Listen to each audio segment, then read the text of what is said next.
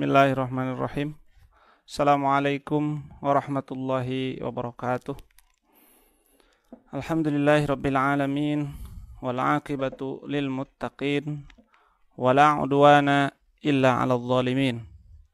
Asyhadu an la ilaha illallah wa asyhadu anna sayyidana wa nabiyyana wa qurrata a'yunina Muhammadan abduhu wa rasuluhu la nabiyya ba'dah. Allahumma salli ala hadzal nabiyyil karim wa ala alihi wa sahbihi ajma'in. Amma ba'du, ma'asyiral muslimin wal muslimat, teman-teman, rekan-rekan dimanapun Anda berada, marilah kita sama-sama ikuti kajian ini. Silahkan yang mengikuti, dan saya akan buka dengan membacakan beberapa ayat dari surah Yusuf, yaitu ayat 38 sampai ayat 42. A'udzu billahi minasy syaithanir rajim. Bismillahirrahmanirrahim. Wattaba'tu millata abai Ibrahim wa Ishaq wa Ya'qub. Ma kana lana an nusyrika billahi min syai'. Dzalika min fadlillahi 'alaina wa 'alan nasi walakinna aktsaran nasi la yashkurun.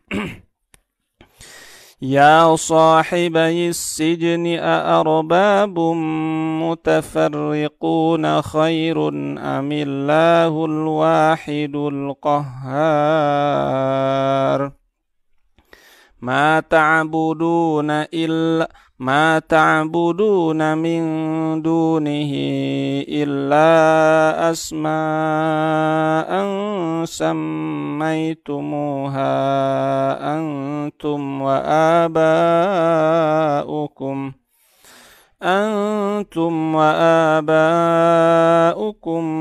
ma anzalallahu biha min sultan. Inil hukmu illa lillah amara alla ta'budu illa iyyah. Dzalika ad-dinul qayyim walakinna aktsaran nasi la ya'lamun.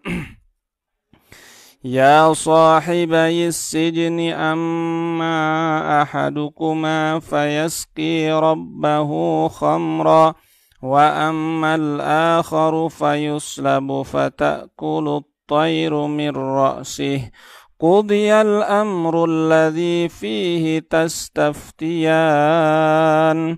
Wa qala lilladhi dhanna annahu najim minhu madhkurni 'inda rabbika fa'ansahu asy-syaitanu dzikra rabbih falabitha fis sijni bid'a sinin.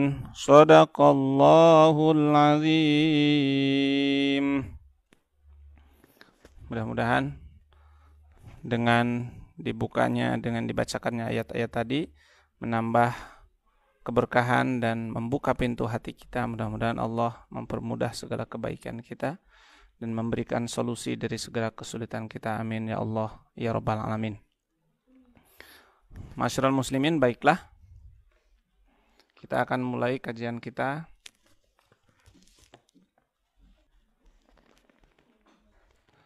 Yaitu masih membahas tentang manfaat keimanan. Kita pada subuh kemarin sudah membahas 4 di antara fungsi atau keistimewaan atau keutamaan atau manfaat dari keimanan. Sekarang masuk ke poin 5, yaitu iman adalah syartun linailil hayat al-mutmainnah, atau syartun linaili hayatin mutmainnah. iman adalah satu syarat yang sangat penting untuk mendapatkan kehidupan yang mutmainnah, kehidupan yang tenang, kehidupan yang nyaman, kehidupan yang indah. Dan hidup yang tenang, hidup yang nyaman, hidup yang indah, semua itu adalah dunia hati. Karena kata-kata tenang adalah perasaan, kata-kata nyaman adalah perasaan, kata-kata indah adalah perasaan. Maka hayat al-mutmainnah adalah kehidupan yang bisa dirasanya bukan dengan mata saja, tapi yang paling penting adalah hati, pikiran, rasa kita.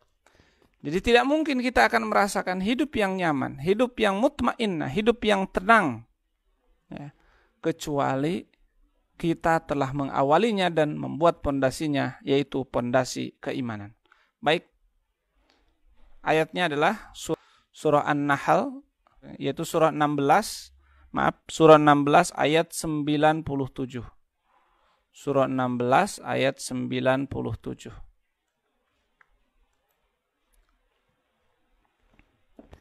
A'udzu billahi minasyaitonir rajim. Bismillahirrahmanirrahim. Man 'amila shalihan min dzakarin aw untha wa huwa mu'minun falanuhyiyannahu hayatan thayyibah wa lanajziyannahum ajrahum bi ahsani ma kanu ya'malun.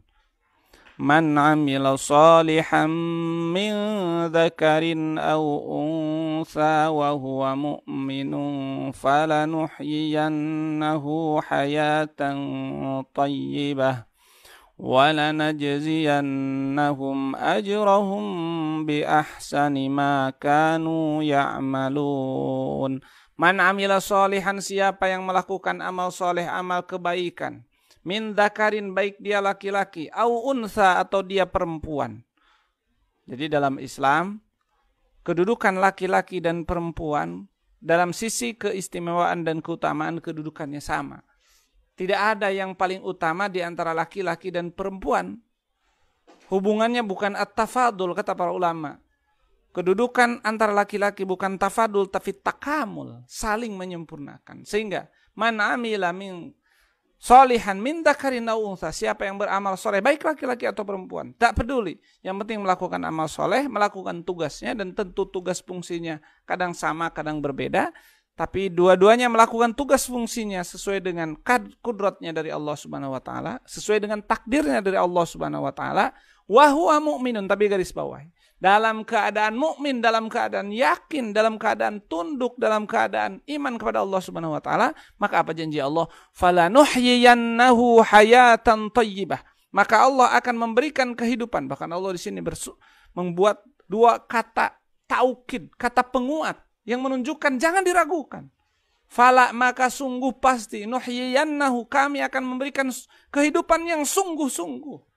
Jadi satu lam taukid, dua nun taukid. Ini menunjukkan bahwa janji Allah akan diberikan kepada orang yang landasan hidupnya iman, kemudian melakukan amal soleh, baik laki-laki atau perempuan, maka Allah akan menjadikan apa? Hayatan thayyibatan, hidupnya akan tenang, nyaman. Dan di antara salah satu makna hidup tenang dan nyaman adalah makna hadis yang sering kita ulang-ulang, ajaban li amril mu'min. Ya. Sungguh indah, sungguh ajaib kehidupan orang mukmin. Ya. In asabathu sarra'u syakar wa in asabathu dharra'u sabar. Indah kehidupan seorang mukmin. Walaysa dzalika illa lil mu'min. Kalau dia mendapat kenikmatan, dia bersyukur jadi pahala. Dia ditimpa musibah, fasabar. Dia sabar, dia terima, maka dia kemudian mendapat pahala dari kesabaran itu. Walaysa dzalika illa lil mu'min, dan itu tidak bisa kecuali orang mukmin. Orang yang tidak beriman dikasih nikmat tambah durjana, dikasih uang dipakai maksiat, dikasih kerajaan dipakai diktator, dikasih kekuasaan dipakai menindas rakyat. Sehingga tidak ada baiknya bagi orang yang tidak beriman, baik dikasih kenikmatan, dikasih keburukan, ya, dikasih kesulitan dia putus asa, ya, dikasih masalah dia marah, dia murka. Ya. Karena sesungguhnya, sekali lagi, yang jadi masalah itu bukan masalah itu sendiri. Yang jadi masalah adalah ketidaksiapan dan ketidakridhoan hati menerima masalah itu. Ya. Contohnya, motor kita nabrak. Tubuh kitanya nggak nabrak, nggak kegores, ya, nggak kejeduk. Tapi kenapa hati kita menjadi sakit? Pikiran kita menjadi pusing. Padahal yang ketubruk motor kita yang dipinjam teman. Karena apa? Karena hati kita tidak ridho, tidak rela, kita tidak terima. Tapi kalau terima, sebenarnya memang tubuh kita nggak apa-apa. Nah, yang bisa menerima, yang bisa ridho, man radiya falahu ridho, hanyalah orang mukmin yang iman kepada takdir Allah, yakin atas semuanya sudah dicatat oleh Allah, yakin semuanya ada hikmah di balik semua kejadian pada dia, maka sungguh hidupnya akan nyaman, tentram. Bagi dia tidak ada bedanya ketika dapat nikmat dan dapat musibah, semuanya harus menjadi wasilah mengantarkan dia mendapatkan pahala dari Allah Subhanahu wa taala. Masya Allah. Itu yang kelima. Yang keenam, iman adalah syartut tamkini wal istikhlafi. Iman adalah syarat mendapatkan kemenangan dan mendapatkan kepemimpinan dari Allah Subhanahu wa taala atau kekuasaan dari Allah Subhanahu wa taala. Jadi kita tidak mungkin akan mendapatkan kemenangan, tidak mungkin akan mendapatkan kekuasaan yang hakiki, tidak mungkin akan mendapatkan ketenangan yang hakiki kecuali dengan iman, dan iman yang melahirkan amal soleh. Ya, kita lihat suratnya. Itu tadi suratnya surah 24 ayatnya ayat 55 atau surah Nur ayat 55. Surah An-Nur ayat 55. A'udzu billahi minasy syaithanir rajim. Bismillahirrahmanirrahim. وعد الله الذين آمنوا منكم وعملوا الصالحات ليستخلفنهم في الأرض كما استخلف الذين من قبلهم وليمكنن لهم دينهم الذي ارتضى لهم وليبدلنهم من بعد خوفهم أمنا يعبدونني لا يشركون بي شيئا ومن كفر بعد ذلك فأولئك هم الفاسقون. وعد الله الذين آمنوا. Allah telah berjanji kepada orang-orang yang beriman. Dan kemarin sudah saya sampaikan, beriman di sini adalah yakin 100%, tasdikun, jazimun, laisa ma'ahu taraddudun, wala syakkun, muwafiqun lil waqi'i, nasyi'un an dalil. Kata para ulama, yang disebut iman adalah satu sikap yang percaya 100%, tidak disertai keraguan sedikit pun, yang tumbuh dari dalil, dari argumentasi, yang cocok dengan kenyataan. Itu yang disebut dengan yakin. Seperti saya kasih contoh kemarin, ada singa di depan pintu, ya. Kemudian karena yakin 100%, maka pasti wa amilus solihat. Maka Allah mengatakan wa'adallahu alladziina amanu minkum, orang yang beriman di antara kalian. Min itu menunjukkan litab'in sebagian, artinya ada di antara kalian yang tidak beriman. Apa buktinya tidak beriman? Tidak wa amilus solihat.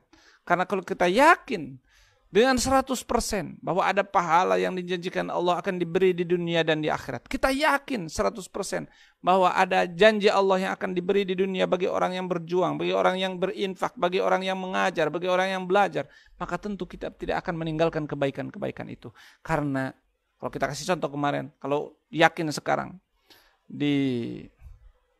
misalnya di halaman Masjid Agung akan dibagikan uang satu orang 100 juta, dan berita itu membuat kita yakin, maka kita yakin akan pergi. Yang membuat kita tidak melakukan, tidak pergi, tidak melakukan amal adalah kita tidak terlalu yakin. Dengar sih dengar, tapi di hati tidak.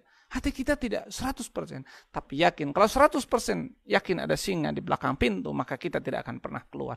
Yakin di belakang pintu ada tumpukan emas, maka kita akan segera menghampiri apapun tantangannya. Jadi kita tidak amilus sholihat itu karena tidak aman. Apa yang Allah akan berikan di sini? Satu, di sini ada 3 janji. La yastakhlifannahum fil ardi kama stakhlafal ladzina min qablihim. Allah akan memberikan al-khilafah. Allah akan menjadikan kalian para khalifah, para pemimpin, para pemegang kebijakan, para pemegang kekuasaan, para penentu kebijakan. Ya. Jadi kalau kita mau menjadi para pemegang kebijakan, para penentu kebijakan, syaratnya penuhi saja amanu wa amilus sholihat. Ya. Di sini bahkan menggunakan kata-kata khilafah, perlu saya singgung. Bahwa yang dimaksud dengan khilafah dalam term umat Islam adalah kekuasaan. Ya, bisa saya katakan apapun bentuknya. Ya. Yang penting substansinya mengamalkan seluruh perintah, apapun namanya. Yang penting substansinya menunaikan perintah Allah dengan secara komprehensif. Itu. Mau kerajaanKah silahkan. Mau republikkah silahkan. Mau apa saja. Substansinya lakukan perintah Allah secara komprehensif dalam setiap sudutnya, dalam setiap momentumnya, dalam setiap dimensinya, maka dia adalah yang dimaksud dengan istikhlaf, diberikan kekuasaan oleh Allah Subhanahu wa taala. Dan ini juga kata-kata khilafah jangan dimusuhi, karena kata-kata khilafah itu artinya melakukan perintah Allah. Dan jangan diartikan ketika umat Islam berkuasa maka umat lain akan dihinakan. Justru tidak. Sebaliknya umat Islam ketika diberikan kekuasaan, diberikan kejayaan, diberikan tampuk kekuasaan, maka umat Islam akan menjadi umat yang adil, yang mampu menjadi polisi dunia beneran, bukan basa-basi. Dia akan mengamankan umat lain, dia akan menjaga kebebasan beragama, dia akan mensejahterakan rakyatnya. Lihat, bahkan bukan hanya untuk manusia, kekuasaan Islam kalau berkuasa. Jangankan manusia, burung-burung pun, binatang pun akan dijaga, dilindungi, dilestarikan lingkungan. Lihat di zaman Umar bin Abdul Aziz. Beliau 2 tahun berkuasa, yang asalnya kas negara porak-poranda, sulit, bermasalah, dan terus diganti oleh pemimpin yang hebat yang bernama Umar bin Abdul Aziz dalam waktu 2 tahun. Kata Umar, lihat wahai Menteri Keuanganku, adakah uang yang masih tersisa setelah digunakan untuk kewajiban-kewajiban negara? Masih ada. Nikahkan laki-laki yang tidak mampu menikah, dinikahkanlah. Masih ada Tuan Amirul Mukminin. Sampai Umar mengatakan, belikan gandum, simpan di gunung-gunung tinggi untuk dijadikan makanan burung.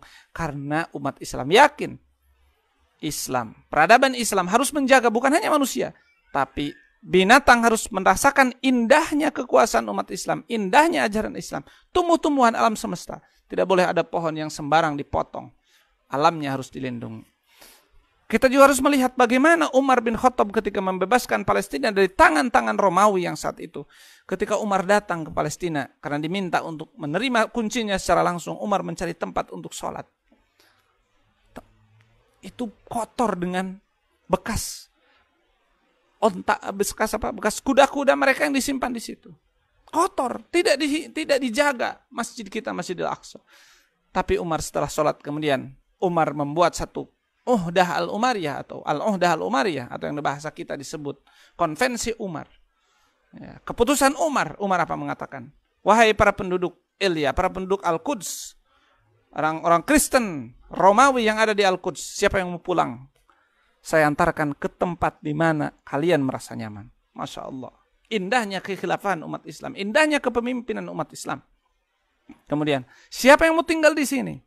Kami akan jaga dirinya. Kami akan jaga rumahnya. Kami akan jaga masjidnya, gerejanya. Bahkan wasulbanahum, kami akan jaga gereja, patungnya. Wasulbanahum, kami akan jaga patungnya. Itulah indahnya peradaban umat Islam. Maka Syekh Abu Hasan An-Nandawi menuliskan dalam satu buku yang tadi saya tunjukkan. Ya, ini bukunya. Beliau menuliskan satu buku yang berjudul Madza khasiral alam bin khitatil muslimin. Apa saja kerugian dunia, kerugian kemanusiaan, bahkan kerugian alam semesta kalau umat Islam ini kalah, kalau umat Islam ini lemah, kalau umat Islam ini terpuruk. Yang merasakan kerugian umat Islam, tapi seluruh manusia, seluruh alam semesta akan merasakannya. Bagaimana kemanusiaan diinjak-injak, orang dijajah, orang dirampas, alam semesta dihancurkan demi kepentingan sesaat, hedonisme dan sebagainya. Semua itu gara-gara umat Islam, semua itu gara-gara peradaban umat Islam atau kekuasaan umat Islam tidak mampu ditegakkan. Sehingga yang berkuasa adalah orang-orang materialisme, orang-orang yang hedonisme, yang tidak mengajar, yang tidak mengamalkan nilai-nilai Rabbani, nilai-nilai Tuhan, nilai-nilai Allah Subhanahu wa taala. Saudara seiman yang dirahmati Allah Subhanahu wa taala. Jadi kata-kata khilafah ini perlu kita sampaikan. Bahkan di Mesir ada seorang bapak ahli hukum namanya Dr. Abdul Razik As-Sanhuri yang lama setelah beliau selain belajar di negeri-negeri Islam termasuk di Mesir, beliau pergi ke Perancis mempelajari hukum dan beliau mengatakan kekhilafan umat Islam ini kalau kembali atau seperti yang diyakini oleh banyak umat Islam harus kembali lagi, tapi jangan dibayangkan bahwa ini akan terhapus. Mesir tetap akan ada Mesir, Indonesia akan tetap ada Indonesia. Substansinya kata beliau apa? Umat Islam bersatu dalam satu sikap. Umat Islam bersatu dalam satu kepemimpinan. Ya, bahkan kita juga bisa mengatakan kenapa Uni Eropa satu, uangnya punya euro, kebijakan politik luar negerinya disatukan. Kenapa umat Islam yang menjadi penduduk besar nih, puluhan negeri Islam, tapi sikapnya masing-masing, yang ini ke sini, yang ini ke sini, yang ini ke sini, sehingga umat Islam tidak mempunyai kekuatan. Lihat saudara-saudara kita di Uyghur, lihat saudara-saudara kita. Substansinya di situ, sehingga tanpa harus menghapus negara-negara yang ada. Yang penting semua negara itu mengamalkan nilai-nilai Islam, dan ketika mengamalkan nilai Islam juga tidak memaksa orang lain. Misalnya zina dalam Islam dirajam. Agama lain silahkan kembali kepada kitab suci mereka. Mereka punya kebebasan. Hukum ekonomi silahkan pakai mereka yang yakini, tapi umat Islam kecuali yang merupakan kebutuhan publik, ya maka itu pemerintah berhak menentukan yang harus diikuti oleh semua orang. Oleh sebab itu Allah akan memberikan kekuasaan ini kepada umat Islam. Syaratnya adalah amanum. Harus yakin dulu ya. Bagaimana kita mau diberikan orang kitanya tidak yakin. Ya, ke masjid subuh saja masih tidak yakin, baca Quran saja tidak yakin, apalagi menegakkan ekonomi Islam, mengamalkan ilmu syariat dalam berdagang, dalam berumah tangga, mendidik anak-anak, mendidik masyarakat, siasah syariah, menggunakan politik yang Islami, ya, adab Islamiyah, musik yang Islami, dan seterusnya. Kalau kita tidak akan, tentu tidak akan mengamalkan, maka tentu kekuasaan itu akan diberi. Maka betul-betul kalau ini akan diberikan kalau kitanya sudah iman dan yakin. Atau yakin. Baik. Sehingga mau memperjuangkan. Yang kedua janji Allah apa? Wala yumakkinanna lahum dinahumul ladzi irtadha lahum. Selain kalian akan diberikan istikhlaf kekuasaan oleh Allah Subhanahu wa taala, yang kekuasaan itu akan menjadikan kalian syuhada, para penjaga, soko guru peradaban dunia, tindung orang yang terzalimi, ya, penerang orang yang tersesat. Itulah fungsi Islam. Allahu waliyul ladzina amanu yukhrijuhum minadh-dhulumati ilan nur. Kita tidak akan memaksa orang lain memeluk Islam, tapi kita akan memberikan kebebasan. Silahkan ini Islam itu begini, jelaskan sehingga orang akan memilih dengan keyakinannya masing-masing. Selain itu Allah akan memberikan tamkin agama. Agama ini kuat, kokoh, tidak dihinakan. Jangan sampai terjadi di Uyghur, saudara-saudara kita dipaksa misalnya untuk murtad. Terjadi di India, terjadi di kemarin di dekat kita ada negeri orang kemudian diusir dari rumahnya. Bukan karena apa-apa, karena dia Islam, hidup di minoritas di sekeliling orang-orang non-muslim. Karena Islam ini tidak mempunyai istikhlaf, tidak mempunyai kepemimpinan yang menyatu. Sehingga kalau terjadi apa-apa, yang ini ke sini, yang ini ke sini sikapnya, maka Allah juga tidak memberikan tamkin kepada agama ini. Maka kalau amanu, semuanya 100% yakin, wa amilus sholihat, maka Allah akan berikan. Dan yang terakhir apa? Wala yubaddilannahum mim ba'di khaufihim amna. Rasa takut, rasa cemas, tertekan, terinjak, ya, termarginalkan, terpinggirkan, terhinakan akan diganti dengan kerasaan, nyaman, tenang, tentram. Asal syaratnya tadi apa? Wa'adallahu alladzina amanu. Mari kita iman. Mari kita berpuasa sunnah itu karena Allah Subhanahu wa taala, bukan kita baru puasa sunnah kalau sudah disuruh diet kan.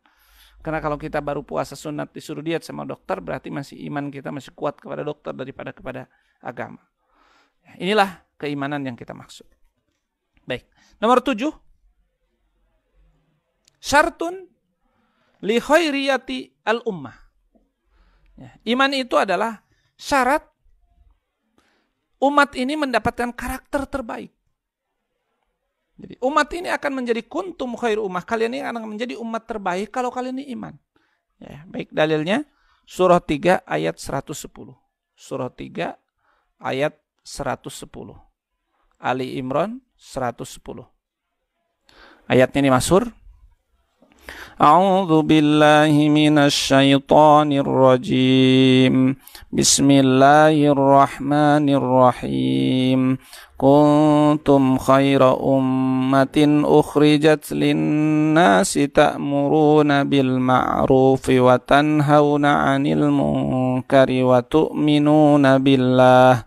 Walau amana ahlul kitabi lakana khairan lahum minhumul mu'minuna wa aktsaruhumul fasiqun. Kuntum khairu ummah, kalian adalah umat terbaik, ukhrijat linnas, yang dimunculkan di tengah-tengah manusia, ta'muruna bil ma'ruf. Tandanya khairu ummah itu ta'muruna bil ma'ruf wa tanhauna 'anil munkar, selalu menegakkan kebaikan dan menghalangi dan mencegah dari kemunkaran.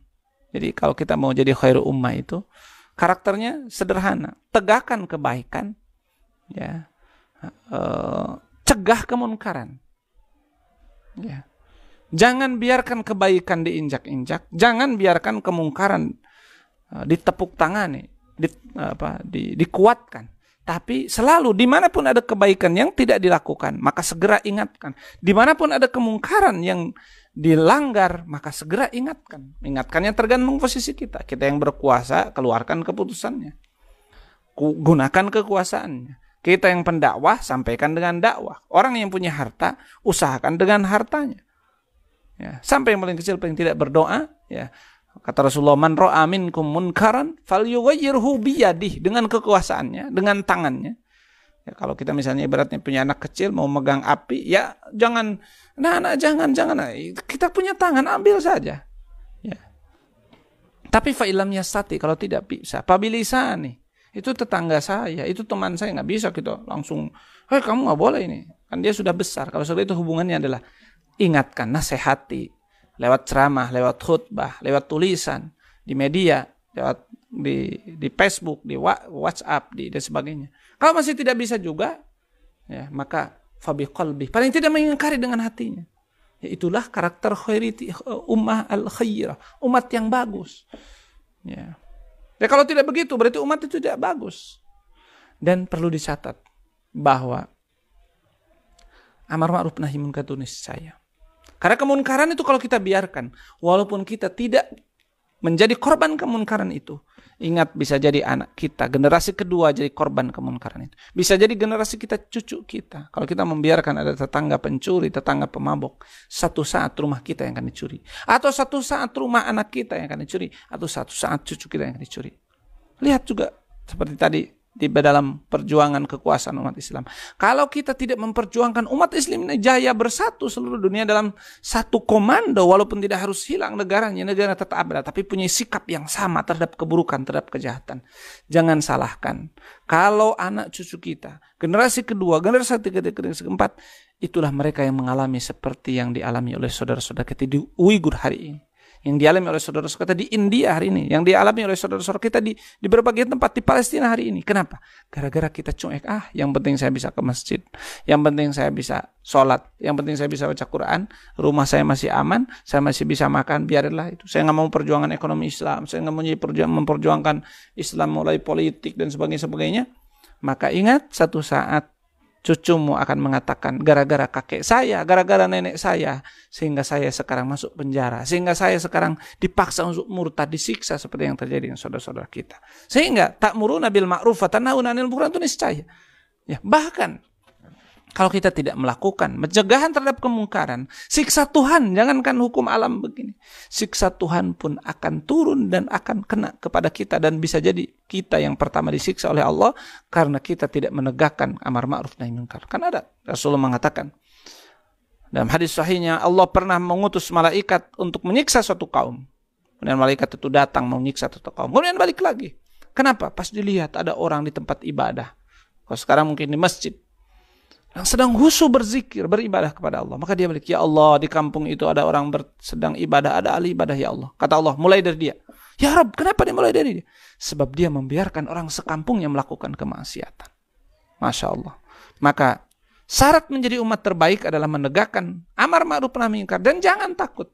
Nah, kata-kata jangan takut ini tidak mungkin bisa terwujud kecuali dengan iman. Maka oleh sebab itu Allah mengatakan dalam surah ini, wa tu'minuna billah.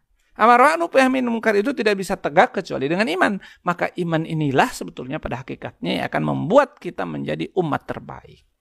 Ya, kita lihat ayatnya. Karakter orang yang karena ketika berdakwah itu banyak tantangannya. Bisa jadi diintimidasi, bisa jadi ditekan, ya, bisa jadi diancam, bisa jadi dipenjarakan, bisa jadi ditembak, bisa jadi dibunuh, ya.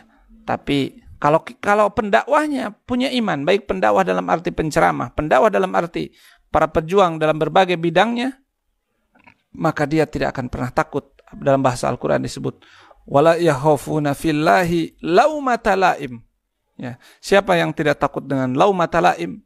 Pencacinya orang yang mencaci, yang mengejek, yang membuli.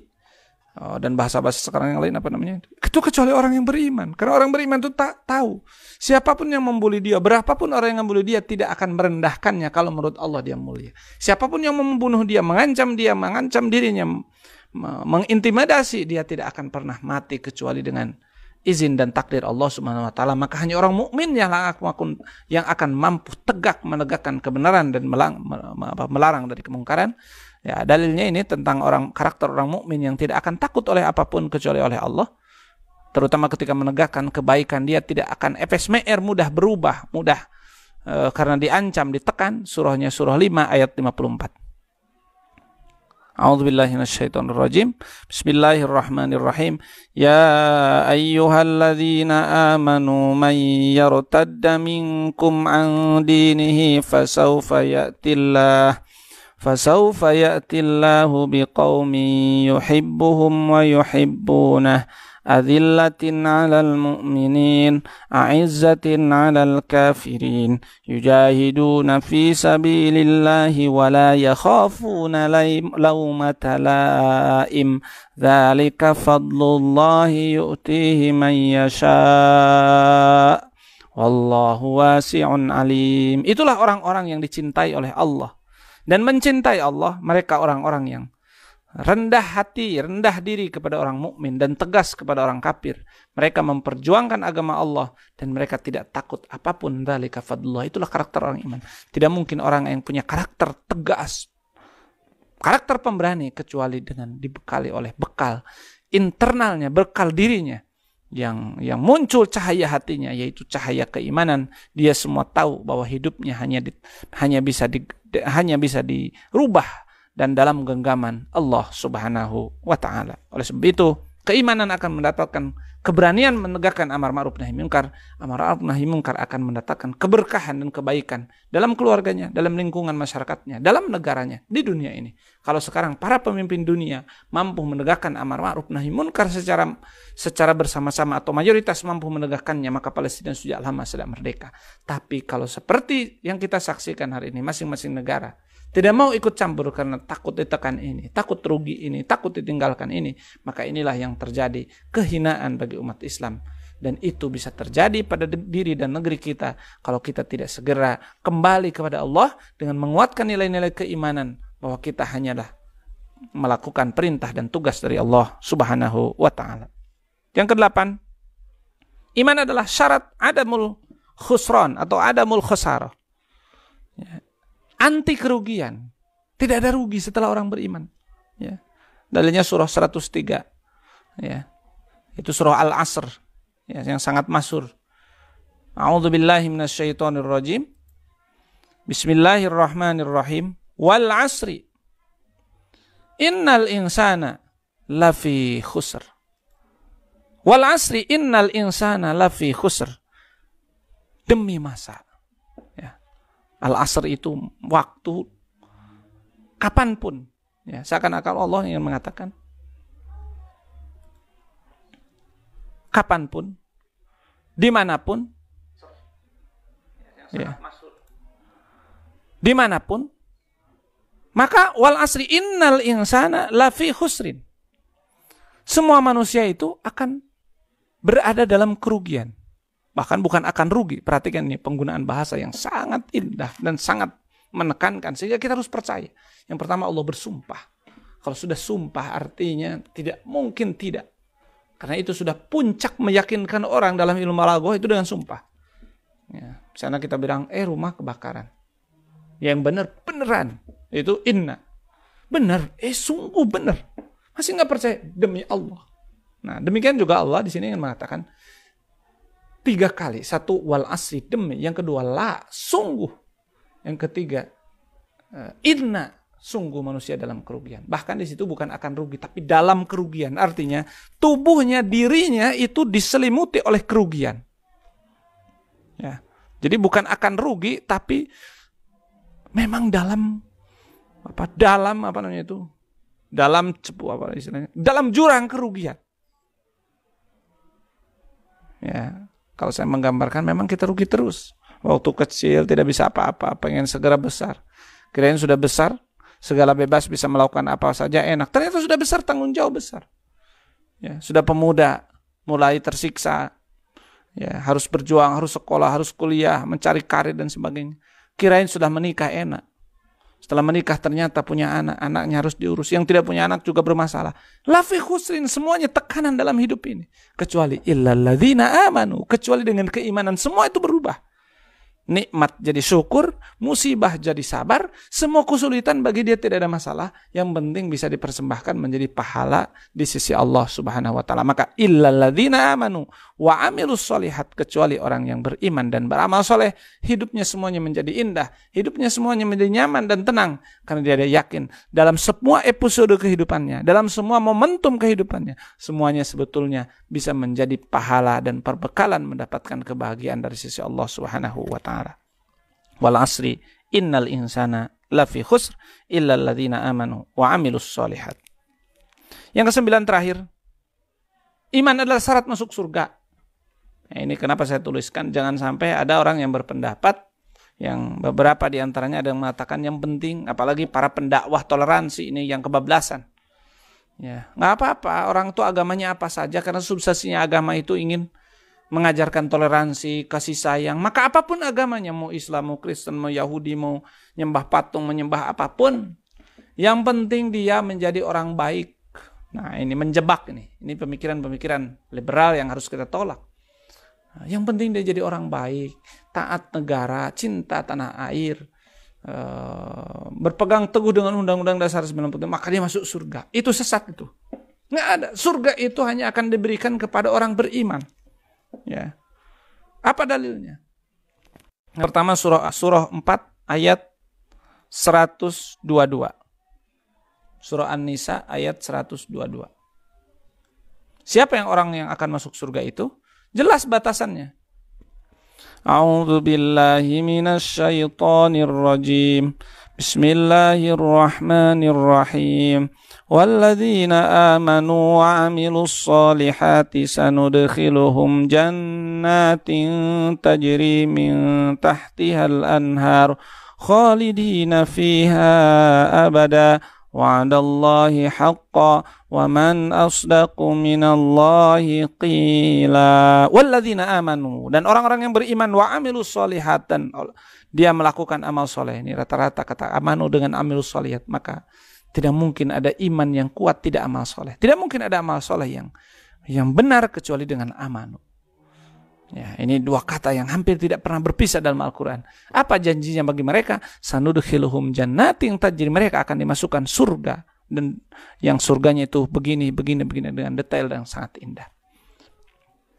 Nah, untuk menguatkan, kita bisa buka surah Al-Anfal, ya, bahwa orang kafir nggak bisa masuk surga. Di surah Al-Anfal itu surah berapa? Surah 8. Jangankan masuk surga, ini untuk menangkal orang-orang yang suka menyebarkan pemikiran-pemikiran yang menyesatkan bahwa apapun agamanya akan masuk surga. Di surah Al-Anfal terjadi dialog, dan ayat ini biasanya dibaca di Qiyamul Lail, dibaca di sholat-sholat malam orang-orang Mesir ketika saya di Mesir, dan membuat mereka menangis. Mohon maaf, bukan surah Al-Anfal tapi surah Al-A'raf, surah 7. Surah 7. Ya, surah 7, surah Al-A'raf.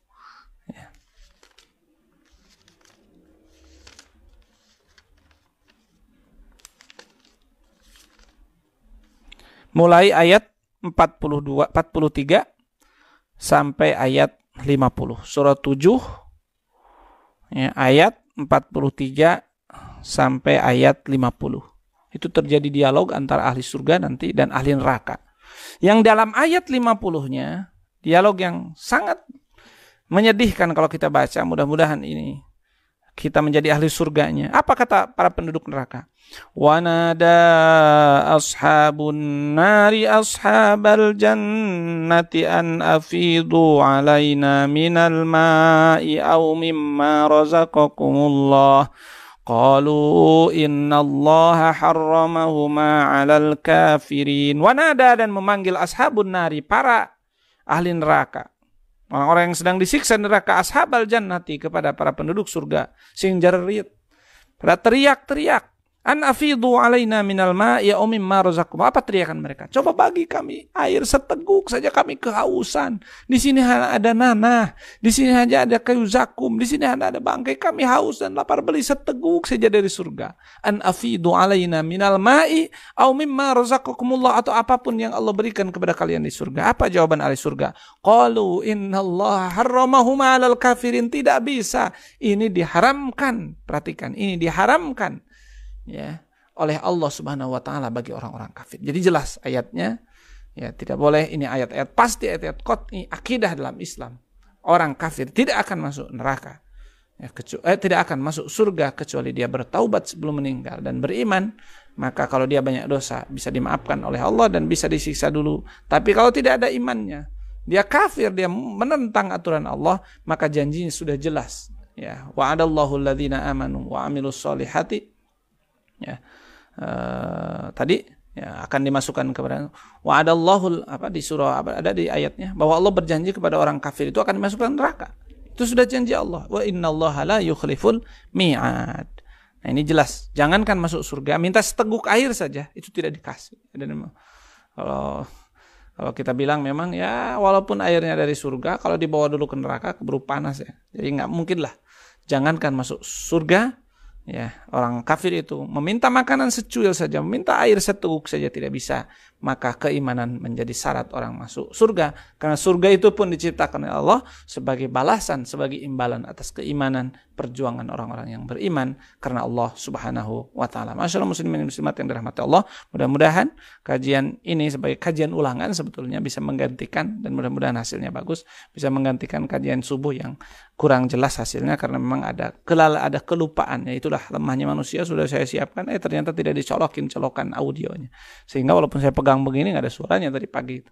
Tapi semuanya akan menjadi pembelajaran, pengalaman, menunjukkan kita lemah manusia. Apapun yang telah kita persiapkan, kadang-kadang kita terkena lupa, terkena tidak mampu dan sebagainya. Mudah-mudahan ada manfaatnya, dan kita besok pagi akan masuk ke kajian selanjutnya, akidah yang kelima, yaitu adrarul kufr, bahaya kekafiran. Terima kasih. Mohon maaf bila ada yang kurang berkenan. Assalamualaikum warahmatullahi wabarakatuh.